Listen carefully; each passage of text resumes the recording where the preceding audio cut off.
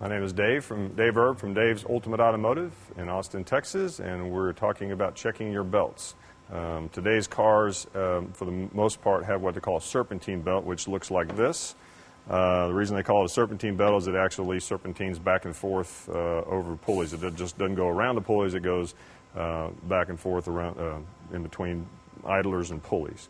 And what you're looking for in today's belt is cracking, fraying, if the edges are threading apart. If you see the back side or the rib side of the belt and you see some minor crackings, that's actually okay. You'll see that in a lot of belts, and the belt will still have a long and useful life.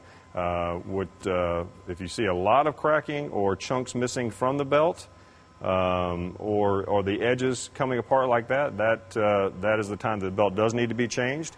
You might also look for a reason that the belt is doing this. It may be a pulley issue or a tensioner issue, the thing that keeps the belts tight, or a bearing coming apart that's putting lateral stress on the belt.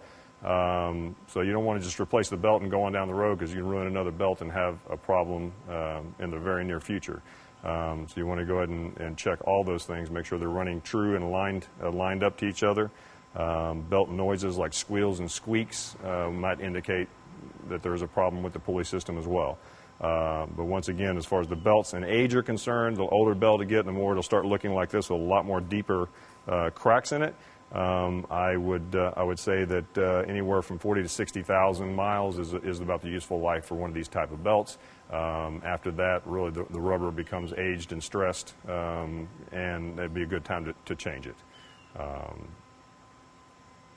And that's belts.